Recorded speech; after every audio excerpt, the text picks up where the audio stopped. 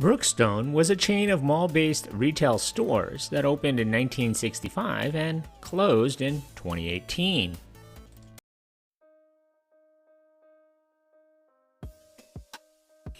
Pierre de Beaumont and his wife Mary began Brookstone in 1965 for $500. After learning accounting by correspondence, they began mailing catalogs to thousands of hobbyists. It was based in their Brookshire farmhouse, and they named the company after their farm.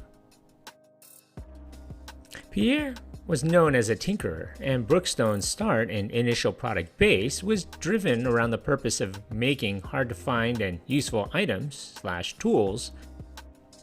Brookstone started out as a catalog company with local and long-distance catalog circulations that initially were introduced from a classified ad in a Popular Mechanics magazine in 1965.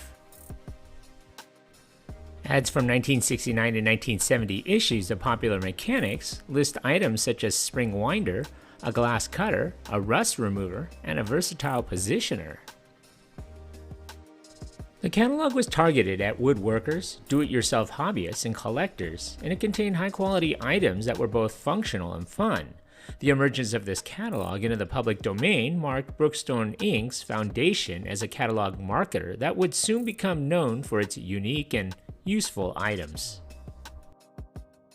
Circulation of Brookstone's catalog gradually increased throughout the next couple of years.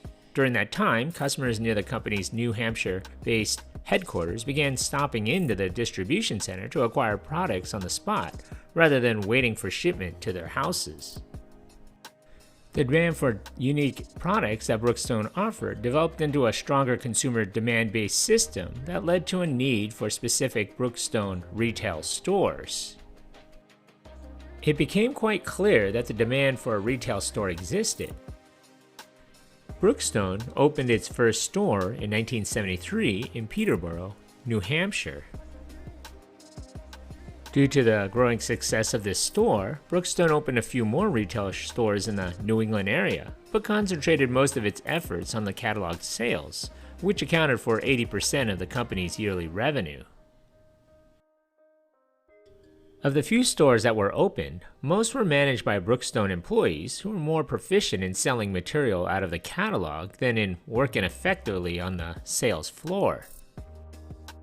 Furthermore, much of the merchandise found in Brookstone's catalogs did not lend itself well to the store environment, in that it did not effectively capture any more customers than those who already received the catalog just happened to live nearby. Entering the 1980s, Brookstone decided that, for its stores to become more profitable, they would have to begin offering types of merchandise not available in the catalog. Broadening from the hard-to-find tools designation, the company's stores began featuring all sorts of interesting and ingenious products, most of which was exclusive to Brookstone. New products appeared in the areas of leisure, games, massage, travel, and audio. As the widened range of product offerings gained popularity, Brookstone started opening more stores, and the difference in sales figures between the catalog and the stores began to even out. The couple retired in 1980 and sold the company to the Quaker Oats Company. The company was still in a critical stage, however, in that it needed to boost revenues to cover its expansion expenses. Looking to reduce debt, Quaker announced in August of 1986 that they would sell off their specialty retailing group, which included Brookstone. The retail chain was purchased by an investment group including Greylock Management, Duncan Cook & Company, and Fidelity Ventures, as well as Brookstone Management, with the hope that taking on full financial responsibility would facilitate greater involvement in making the company more lucrative. Unfortunately, the company's stores still were not generating enough profits to warrant the money being put into their expansion, and thus Brookstone had trouble dealing with the debt incurred from the leveraged buyout. Although overall sales figures were increasing each year, actual income plummeted and the company began losing substantial amounts of money. For example, in 1987, the company posted record sales of $93 million, while its actual income was negative $9.7 million. The negative earnings trend continued until 1990 when the CEO began to renegotiate a deal with Brookstone's creditors that would help put the company back on a profitable path. He also researched the company's sales and started eliminating merchandise that was not selling well. The following year, Brookstone stores underwent a major remodeling project which focused on gaining more female customers and on cutting long-term costs. The store's dark mahogany decor was replaced with lighter veneer in an attempt to eliminate the men's clubhouse feeling within each location. Furthermore, adjustable shelving units were used in a manner that allowed for future change and flexibility, while also offering increased display space and a less crowded atmosphere for shoppers. These efforts helped Brookstone survive the worst retail sales year in the United States in 3 decades, and for the first time in years, the company achieved a positive income of $4.9 million from $104.6 million in 1991 sales. But Brookstone did not rest on that achievement, knowing that it still had to handle debt from the years of losses. In early 1992, the company drastically cut back its computer programming staff to save money after deciding to upgrade the computer system used for retail sales. The use of the new system helped the company save approximately $1 million annually and further separated the mail order and retail businesses. The new computer system was an important addition for Brookstone, which needed a means of keeping up with the frenzied 3-month period of booming sales surrounding each Christmas. Typically, the company was known to ride out a lull in sales for 9 months out of each year and then achieve almost the entire year's earnings when bombarded with holiday shoppers.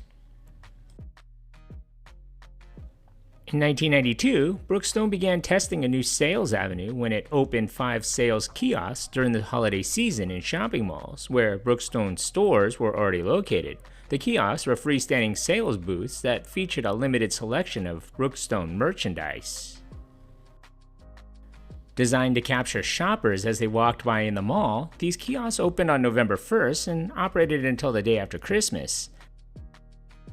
After 5 were tested in Brookstone's stronger markets and were found to be successful additions, the company increased the number in operation each year thereafter. That March, Brookstone entered the public arena again, selling shares of its stock for $10.50 each.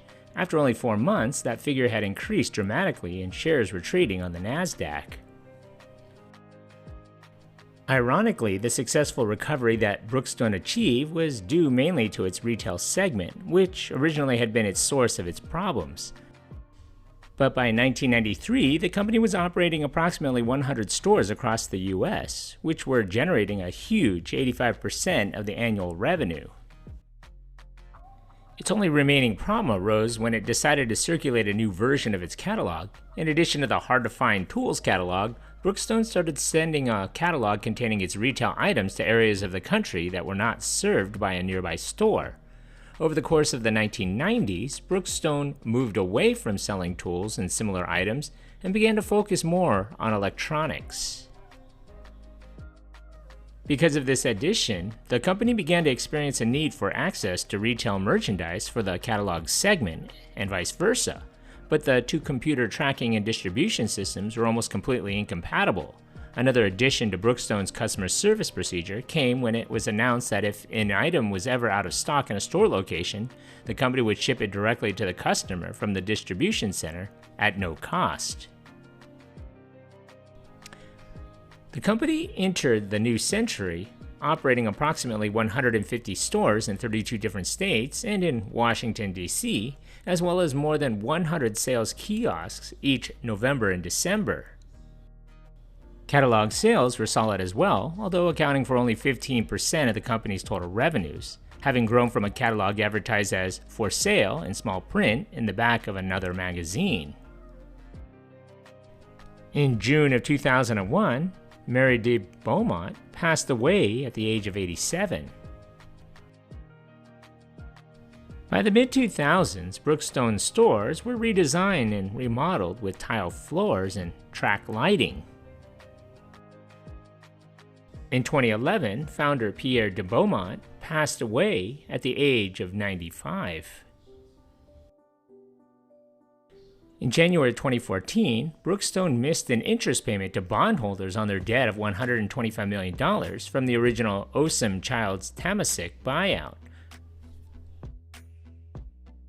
On April 3, 2014, Brookstone filed for bankruptcy as expected.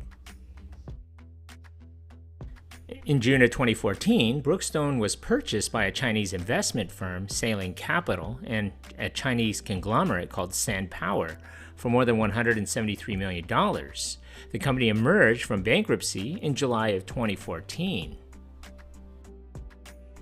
In August of 2018, Brookstone filed for its second bankruptcy in 4 years, subsequently announcing the closure of all 101 storefronts in shopping malls.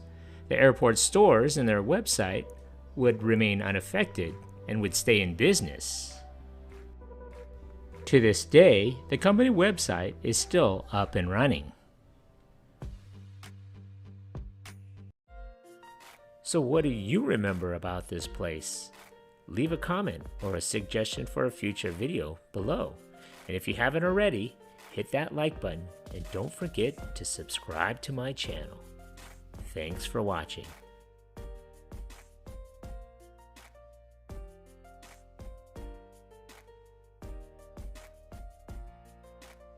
Bringing back memories from the good old days.